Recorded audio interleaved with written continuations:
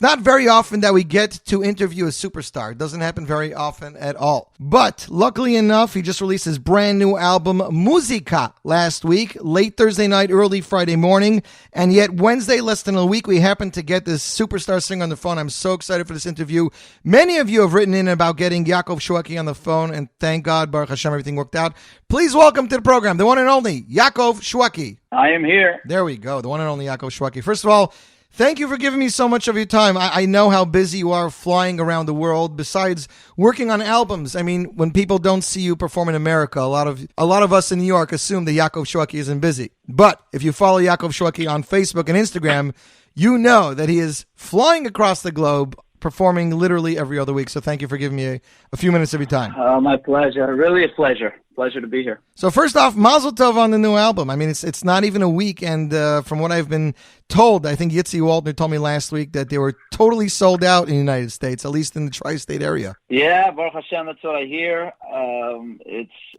Listen, we wanted to do something unique and fresh, vibrant, something that was really, really happy, and it's creating a whole new dimension. And that's what we did here, and it's really being accepted all over the world, Baruch Hashem, in a great way. Speaking about that, Sharon Danielle, one of your, producers, show managers, posted this morning that on the not the world charts, in the actual listing for iTunes, All Music, the top 100 albums, you're number one. Not in the world genre like all the other Jewish albums.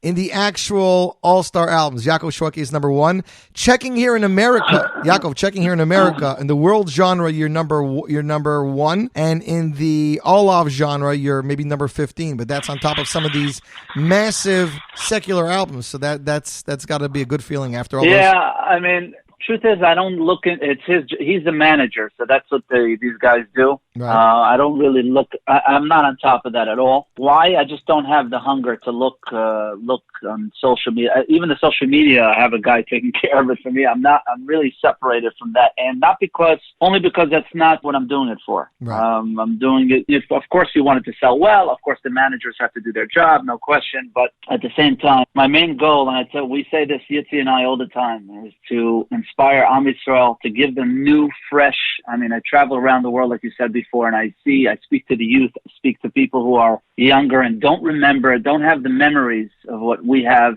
to go wide. So they're starting off with Jewish music, and it's a different generation. You have to understand, it's a whole new. I have my own children, and they tell me what they like. So it's a matter of really inspiring the youth, and also giving them something. Even if you're going to give them something that's dance worthy, that's really a fresh sound, you want to get the right message to them and the right songs that they could really connect with. Mm-hmm.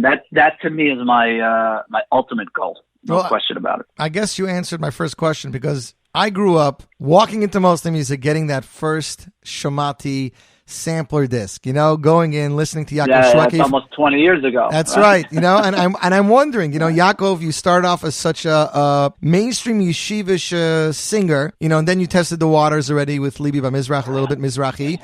But the last few years, you've gone mamish in a totally different direction. But I guess you said you're attributing it to the youth today. Well, it's not really a different direction. You have to understand. You have 20 years of music. You don't recycle the same music. You got to continue to create, and you got to be creative. Right. And sounds do change no matter what 20 years you're in. If you're in the 60s and you go to the 80s, or sounds do change no matter where you are. You can never recycle the same sounds. And if you're going to do that, you got to be in a different business. Music is something that has to develop. And even if you look at the last few years, if you look at my last project, Those Were the Days, that is memories of the past. People wanted to hear, memories of the past and do those songs that people remember. That's a whole different project. Right. But when you create, and Baruch Hashem, that sold very well as well. And it was accepted very well, mainly, Baruch Hashem, by the older crowd, and also some young youth that wanted to, for them it was new. At the same time, when you're creating new music and new songs and new ideas and new creativity, you can't be stuck on the past. You must, if you're going to do that, I believe you can't be in music. Because music, you have to create new messages, you have to open up new doors new sounds. You have to get to know new arrangers. You have to continue, although that's hard. It's not the easiest thing. People want to stick with the same arrangers and want to be the same. That's much easier to do. I can do that very, very easily. Mm-hmm. But to open up new doors with new people and new sounds, how many, people don't realize this. Even these tracks on this album, there were tracks that were given to other arrangers that I felt that were not hitting the mark with these songs. I changed it around. I took it away from them, and we gave them we interchanged, because if an arranger is not going to get it as well, is not going to hit the mark with his, ability. Obviously, the inspiration's got to come from above. So Correct. If he's not going to get inspired, to do something really creative with it, I'm going to take it away. I'm not going to settle. So we don't settle. It takes a long time, and it's something that's unique and new and fresh, and that's what I'm getting from everybody, Baruch Hashem. Well, I think that's very unique. Without giving us a arranger's name, can you give us an example of one of the songs that had to be done with? Oh, many. I would say Kol HaNeshama was one of them. Mm-hmm. Well, that song has a very unique sound, as it is. It's not something that anybody's, I believe, heard before. Yeah, so exactly. So that's one example that I can give you that I wanted a certain unique sound, but the first arranger that I stuck with just was not capturing the sounds that Yossi and I really, really wanted for the song. And that is people don't realize it's a process of much time and much energy. Mm-hmm. And also our ears believing what we want and how we want it to sound. It's a process. It's a long process. So when people realize, when people ask me, when is the new thing coming out? It's not just 1 month or 2 months or even 5 months. It's a year and a half, 2 years sometimes on a project. That's there is a song on there called Shivisi, which is the Yeshiva Shekumzitz type of song. Correct. I had it in my head for like almost 10 years. I think actually that's the first time I heard it. I believe about 10 or 11 years ago, the Waterbury Yeshiva sent out a CD to some of their alumni. From Connecticut. Right. Exactly. So somebody put it out, and I didn't really hear it. And I was in my older brother's house. Moshe David is a composer in his own right. But I was in his house, and we were enjoying something, whatever it was. It was a family gathering. Mm-hmm. And he started singing it by a table, and I said, Mr. David, I really love that song. Did you compose that? It sounded very much like his style, his way of, right? Yeah, his style. And he said, no, I actually didn't. Somebody sang it to me, and all right, so I heard it. It was registered in my brain, and then many, many years later, I come to Yossi. This is maybe a half a year ago, or a little more than that. I'm sitting in his house, and I said, you know what? I want to put a song it's a Kumzit song, but a touch of the past, like memories. Right. Even though this album is going to be, very fresh and different, I want this track to be something that, people could sing along and people could remember the past a little bit with one of the songs. And obviously I called Moshe Laffer, who's done many of these type of songs, and we sat on a song, how to do it, and Remy Burko helped out a lot with the mix and all the stuff. And it's something you listen to it. It's like a reminder of Beni, Lechami, and those type of songs that people could. I really love that song. So. No, it definitely is. We had a few listeners that sent in also saying that they love it. They love the way it starts with this Mirrors group, but like the rest of the album is so Israeli and it's fresh and modern. Like, what is this song doing here? But like you said, yeah. So you have to, like I said, you got to do different things, and you got to give sometimes, even if you're going to do a fresh album that's different and very, very today. First of all, it's going to take, to me, it could take a lot of people time to digest.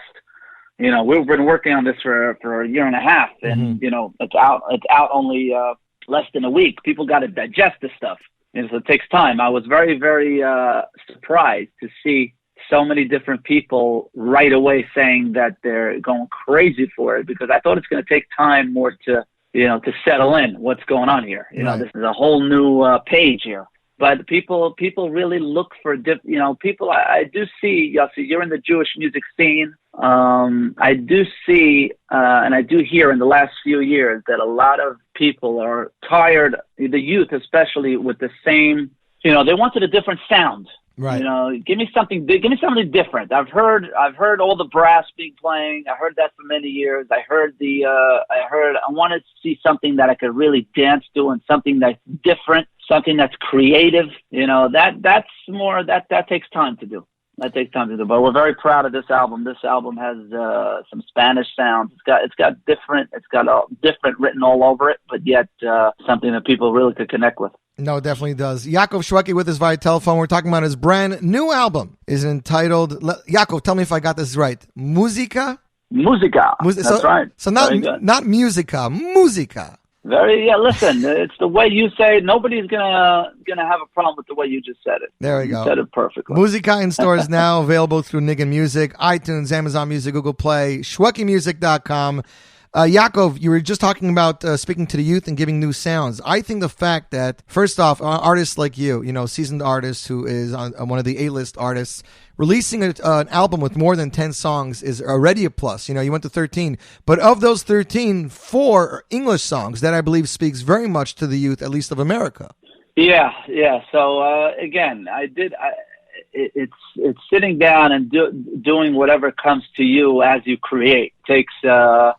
sometimes you do something, you want people to hear, English vibes as well. I know that there's a lot of people that come to the concerts and dance to the music. Even in Israel, you'll be surprised how many people asked for some English even if you do an all Israeli Hebrew or a Hebrew song, it's great to put in some English that of course, not religious people come, that's for sure. Mm-hmm. But yet, it gives it another element, that people could connect with. Well, I would definitely applaud you at that. And, you released A Mother's Promise before Pesach, and it's such a gut-wrenching song. People think, like you said, it needs to be about the brass, about the this, about the that. The arrangements in this song are so sparse, but the words and the melody just, grabs you and conveys this message of somebody who's in the hospital. They're all excited and happy about the birth of a child, and they're finding out that the child is not exactly what they seemed. So even though they're in a happy place, but it's kind of tinged with sadness. Yeah, you know what? You hit it right on the head. It's something gut-wrenching. That song is something, probably the most emotional song I've ever been a part of in terms of straight up emotion coming straight from the mother. These girls, these mothers who are sisters, Chevy Nahum and Darcy Kurland, really, I saw them actually at a special children's center, Shabbaton, a few years ago. And they were talking about their child. They both had special children to my wife. And I'm standing there just listening. Mm-hmm. And I looked at these mothers and I said, you know what? You know that I think in terms of music, because that's what I'm thinking. But it's not just music. I want you to write an inspirational lyric that all the mothers could be inspired from you guys, how you're taking care. And each one has a different story, a different challenge. And they looked at me, first of all, like I was crazy, obviously. Right. And they said, us write a song. We're not A.B. Rottenberg. We're not this. I said, do me a favor. I said, I know you're not lyricists and professionals, but that's the whole point here. The whole point of the song is going to be coming straight from a mom, from a mother. Mm-hmm. That is the whole point, I said. And I want you to know I'll be helping you, even if it takes 2 years or if it takes 10 years. I want you to write all your thoughts on paper. They actually wrote me a few pages of their thoughts. Mm-hmm. And we had to crunch it down. It took a long time. It was a few years in the making, and back and forth. And they told me afterwards how many emotional tears went through writing that song from a mother. They never really put their thoughts down on paper because your life goes by so fast sometimes, and it doesn't register what's going on. Right. And when they had to actually write the lyrics, it was gut wrenching, like you said, and it was a lot of emotion. So anyway, so that's already, I've gotten emails and letters enough to write a book probably just of that song alone. Mm-hmm. For mothers around the world. I just was in Montreal last week for a concert and a dinner type of concert, and my wife came with me. Right. There was a line of people in the lobby of mothers just to talk to my wife about a mother's promise and their special child and what she could do to help. So that song really has and that's why I did it as a single too, because it needed its own identity in a way. Obviously it was going to go on the album anyway, but it's something unique, it's something special. The other point I want to really make of what you said before on a musical level, mm-hmm. is that it's harder, in my opinion, in my humble opinion, it's harder to write an arrangement for a simple song without many instruments than the other way around. To me, a great arranger the greatest of arrangers, the first thing to me, what's great about them is what not to do, not what to do. Right. We used to for many years, but in Jewish music as well, just throw the kitchen sink at a song. Throw all the horns, all the trumpets, and all, and that was a style. Of course, there was a certain style element to it. Guitars, 30 tracks of guitars and different sounds, and the whole thing would be, like 130 tracks to mix. And now to write a song, and to write a song like Olam Mushlam, A Perfect World, or to write a song like A Mother's Promise, where there is not, that is harder. And I've been in the studios while they're arranging these things. It's harder to do than to throw everything at a song. It's a whole different way of doing things. Well, that was arranged, I believe, by Rafi Grady. I guess we'd call him your musical director, right? Yes, he's a musical director. He actually travels with me everywhere. We traveled around the world, thank God, and we have such a great relationship. And you could ask Rafi himself, when he comes here, if you want to have an interview with him, he actually will give you some notes of what the process was to arrange Tfilas Hashloah, to arrange A Mother's Promise, to arrange Arayat for maybe Rottenberg. Those things took months and months and months of different drafts of going back and forth because it is so important to get it exactly right. And the way you're doing things, not easy. And he really came through shining. And the key was patience and, again, knowing what not to do. Well, I'm sure we're going to have to set that up after that little bit over there. Rafi Grady, right. Yaakov's musical director, arranged 2 songs on the brand new album. But it's funny because, I appreciated it as a single, but I think I appreciate it now more with where you placed it in the track listing. It's like a refresher between those 2 songs, and it fits so well, in that place that you put it. Well, he's actually coming in. We have a special Children's Center run, which we do every year, which is an unbelievable thing that they raise money for the Special Children's Center and people run. We're doing it June 17th at the Special Children's Center in Lakewood. If people want to sign up, it's the centerrun.org, I think it is. But if they want to do that, he's coming in. So if you want to set it up, he's definitely coming in a few weeks. Definitely. As a matter of fact, speaking about the Center Run, I believe I saw online that all of the runners got a CD with, I believe, 2 singles from you, signed by you, this year that they're running. Yeah, listen, I told them the heads of the center did that, and I said with gladness, with joy. People are going to come and give of their hearts and give of their energy and their financial, to the special. I'll do whatever it takes. Signing CDs, no problem. It was really a joy to do that. Right. It really was. I know they were very excited because they literally got their copies the day the album came out. The day of, yeah. And they asked me if I'm singing a bunch of songs. Well, actually, I'm going to be singing June 17 also for the people who have signed up. And we're going to be doing a lot of these new songs for the very first time. So it's something that they were excited about, to see it also live, in a great setting, outdoor setting, which the center does every year. We're doing it June 17 now, so it's around the corner where we're singing, these brand new songs live. It's great lighting, great night. People come, they support the center, which is already over 400 families and counting. So many people that need help with special children today. Yeah, Baruch Hashem. Your wife does amazing work. Janine does amazing work. Yeah. I can attest because I actually have a relative that goes to the center, and I drive by there every day when I pick my kids up on Cross Street. Always pass by. It looks like they're building new buildings there, I believe, or they're putting up some. Yeah, they have to build a huge new edifice. There's beautiful cafe going up for the kids. It's just really, they're doing something huge. They've been busting out of their place for many years now. Right. There's no room. So they're doing that for sure, and it's something that's going to be ready very, very soon. So that is the center run, Yaakov said, June 17th. Yeah. Run for the center, or the center.org could probably direct you where you want to go. Yaakov Shwekey with us via telephone. We're talking about his brand new album, MUSICA. Yaakov, you have a lot of friends in the industry, singers and whatnot. When the album came out and that last track was released, One Heart, have you been getting any nudges from friends in the industry about your doing several languages or your pronunciation or enunciation, or it's been fairly quiet? I actually got a bunch of from Mexico, Panama. I'm actually going to Panama soon. A lot of them I said, wow, we really, really appreciate the fact that you remembered us.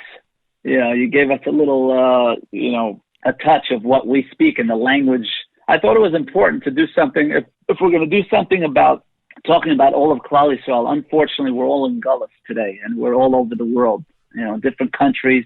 I go all over to perform, and I see the different languages. And some of us in New York and New Jersey, we don't realize how many Jews, brothers and sisters speaking other languages till you actually go there. Right. And you see a different world. You're like, I'm on stage and they tell me to say certain things, and I'm like, okay, it's a whole nother element with these languages. And Yitzi and I were sitting on this new album. We were doing something else, and we came up with this inspiration. And there was something. It was something that I thought was a beautiful way to reach out to all the Yidden, wherever I was, and to show them that we care and we were thinking about you, and they actually love it.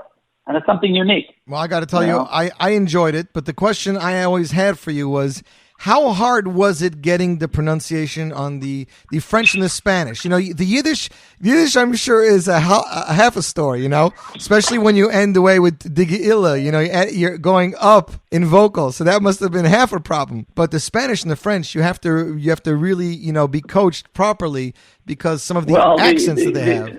The Spanish I know pretty well. It wasn't that hard at all.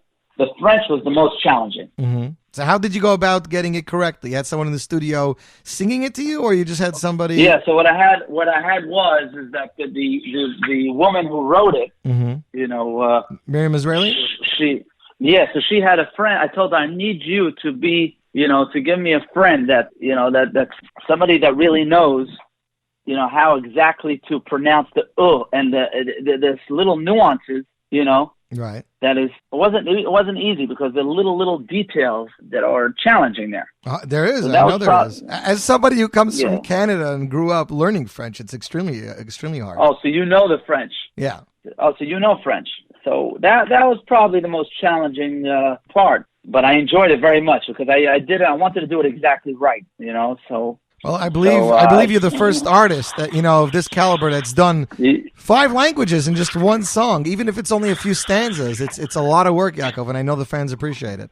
Listen, it was a pleasure, especially One Heart, getting everybody together. Was and also the last track on the album to have something that's putting everybody together, and bringing everybody together with one heart. I thought it was a beautiful idea. I'm enjoying it very much, you should know. Enjoying that sound very much. Well, I am too, especially as a listener. And as a matter of fact, it leaves you like feeling sentimental that you kind of want to start the CD again when you're done. Yeah. You know what? Many have told me that on this album especially, they're listening to, as soon as they finish a song, they say, that's my favorite. Then the next song comes on and they say the same thing. And then the next song. So it's and I've heard that from many. So that's a great sign that the album has got, each track has its own identity and its own persona and its own taste and its own quality. And I've gotten from many people, there's no filler songs here. No, definitely isn't. And that's hard in a 13-song album. It's harder than a 10-song album. No question. Right. No question. It's but it's all, like we say, it's all in the Siyata D'Shemaya. We sit down, we try to say, hey, there's not going to be no filler songs. You got to just go. We don't go in saying that. We go whatever Hashem sends us, and you work as hard as possible. Right. If we send you something great, and Hashem will be great. And that's our job. You got to try your best, and the results are not up to you. Right. Yaakov, let's talk Yitzi Waldner a second. I mean, you and Yitzi have been friends a long time. You've brought him on stage by Hask. You have a bunch of compositions from him. But over here, 9 or 10 songs straight up Yitzi Waldner. What is happening between this connection from you? Producing an album together, spending more time. I mean, the creativity between the two of you just seems to explode. Yeah, listen, we sit down at the beginning on the journey and we say whatever comes in that's good, of course we're going to listen to. But Yitzi and I sit down through the process like Havrusas for many times in my house, in his house, in studios, and whatever, Yitzi is very open-minded. Obviously when the song Harayat from AB came, we loved it. We thought it was a unique fit on the album. Right. That other Shivisi song that was not his song, came up. The Kol HaNeshama, which he co-wrote with somebody, somebody has an idea he's very open to, which is unique, which Yitzi well. He's a humble man. Yeah. He doesn't like it to be all about him at all. He doesn't want it to be all about him. He's very open-minded. At times, it happens that there's a lot of songs that have his name on it, but he's not going for that. He's going for a great album. Me and him have such a great relationship for so many years, and he understands. When we sit together, we understand. Hey, if something is not A1, A+ in our mind, no matter whose name is under it, and he's the first one that would tell you that, which is a beautiful, unique. I talk about him all the time. He doesn't want me to talk too much, but I say the greatest trait in somebody very, very talented is humility. It's the hardest thing because, you're unique in what you do. You see it by the goyim, by the doctors, by the people that have the most talent most of the time. I'm not saying all the time. Right. Most of the time, they're arrogant about it because it's hard. It's very hard they say, hey, I'm unique. I'm an exception. There's nobody like me. Right. And there's, and automatically that sets into your traits. And for him, Yossi Waldner, there's not many like Yossi Waldner, that's for sure. I can tell you that. Definitely aren't.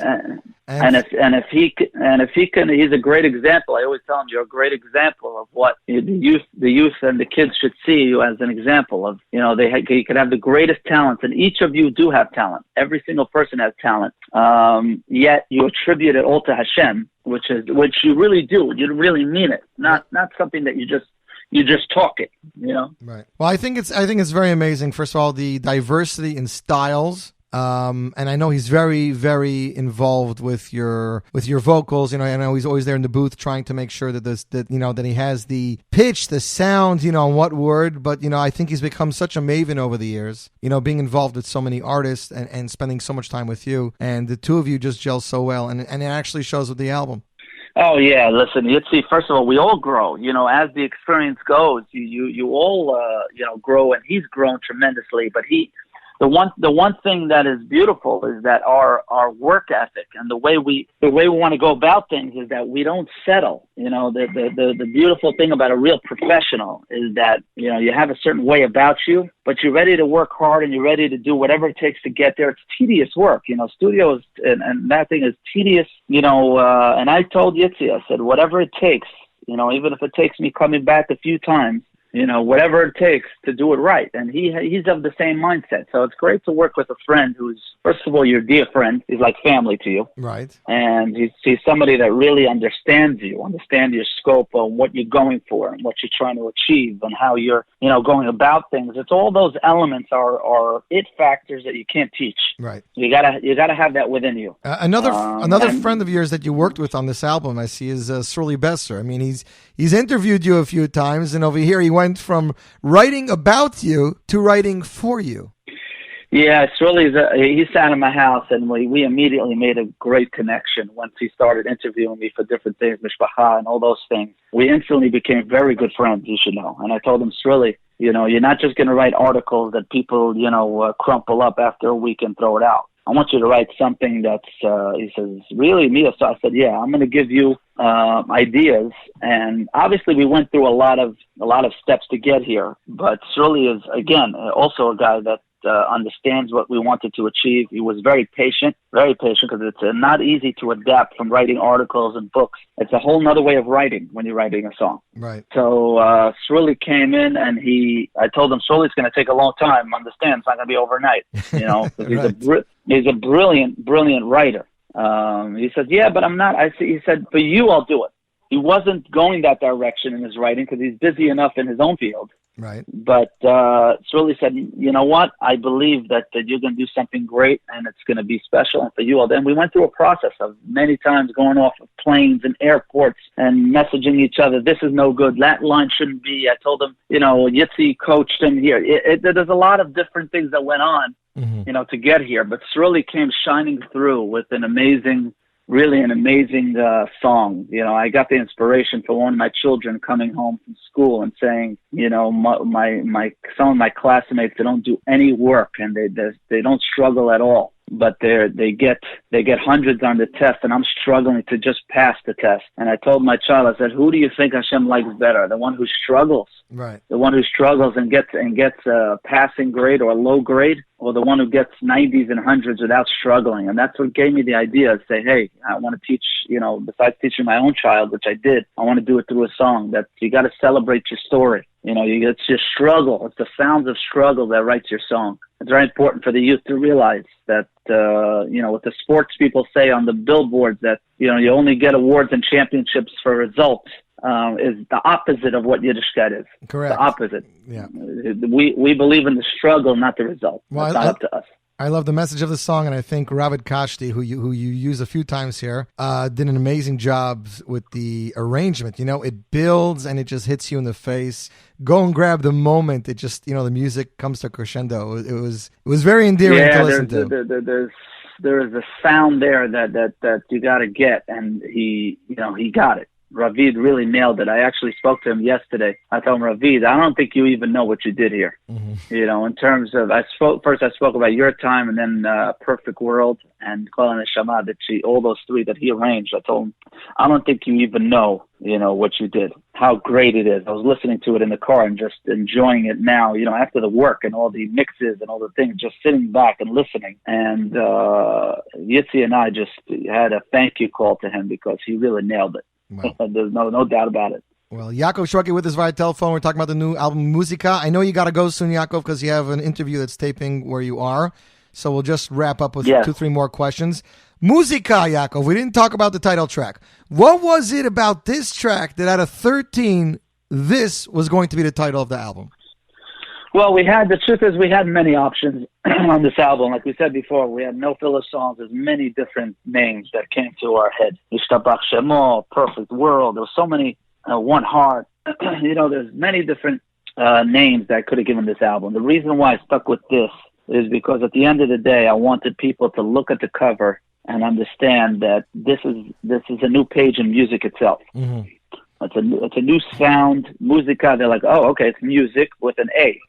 Right. MUSICA, okay. So they right away sing, this is something, right away it hits you in the face and say, hey, this is not just the name of the song. This is the whole music here, and the whole thing is another page. I wanted that to stick out and to realize that the music itself on all, the whole album is a freshness. It's got a vibrancy to it, and I wanted them to see that in the letters of MUSICA. Well, I think you did a great job with the song, and I think Hazy did an amazing job with the artwork. First of all, the cover is just really different, really out there, and the booklet continues with that. Ellie and Zevi did an amazing job with this album. Yeah, they did, definitely did. Now, definitely did. Now that we're wrapping up, just 2 more questions. I have a question here from somebody on Twitter. He says, is it true that Yaakov Shwekey never had a voice lesson? I remember him saying that in an old interview. I actually had 1 or 2 maybe years ago. But it's really not considered really less, voice lessons you got to go for years. If you're really going to go that route. 100%. You're going to go there for, I just wanted to learn how to warm up and open up. But he's right. There's not really lessons that I, got to know how to. It came naturally, thank God, Baruch Hashem. And it's something that I thank Hashem for all the time, that it's a natural way of singing. Is there anything that you do to keep your voice in shape or to warm up before performance, Yaakov? You try. The best thing is, I always tell people, it's so general, it's so cliche, but you got to be fit and you got to drink and you got to sleep. Right. Those elements people that have to do anyway. It's also, you have to treat your body right, and you have to, as much as you can, get the exercise that you need and have air under you so you can, you could actually belt it. Right. So first off, I want to wish you again, Yaakov, Mazel Tov, and thank you very much for your time. Much hatzlach on the new album. Thank you very much, and thank you to all the listeners. And Mitzvah Hashem, some of you, if you can make it June 17 at the Special Children's Center, first sign up at the center run. We'll be singing these new songs. We'll greatly appreciate it. Yossi, much hatzlacha to you and everybody else. Hopefully they got inspired. Thank you very much. I'm actually going to close you out with the song Harei At, Yaakov. There's something about this. Okay. Keep in mind, I got the album Thursday night. This song was in my head the entire Shabbos. Really? Oh, that's interesting. Song. I like that. And I remember A.B. told me about a year and a half ago, he came to Lakewood for a simcha because he has children living here. And he says, Right. I can't meet with you. I have to meet with Yaakov. We're going through some songs. and I remember it. And I hear this song, and I'm like, wow, such an amazing... Yeah, it's got an A-B touch to it, definitely. Anything specific you can tell us to leave us with that happened while recording or while working with A.B. on the song? Yeah, we had a lot of different ways of doing the song, and I kept going back and forth with A.B. Should I do this nuance and that? Because I had a different idea. Right. And you could ask Yossi about this. This was 8 different drafts of ways how to do this. And at the end, we went back to square one, where you have to just erase everything and just, and it was just an amazing journey with him, because the AB was very patient, and he actually loved the final product very much. He sent an email to Rafi, and he put me on it, and he thanked Rafi for the arrangement, because he's saying there's not a lot of times, he said, when I send a song to somebody and I get it back and I love it, more than I sent it to him. He loves the song as it is. It's his song. Right. But to get it back and to celebrate it this way with such an arrangement and such a really made him happy. So it was an email that we appreciated, and A.B. Rottenberg is who he is. He needs no introduction. Right. But this Harayat, I was very surprised when he sent it to me that nobody has ever done a song to these words, because these are the words that the Chasam, I know I have an Imash Kochek that everybody sings, or Miadir, or Eshes Chayil, or Boy, all these chuppah songs. But I said, A.B., you know what? You're right. These words are something that we never done before.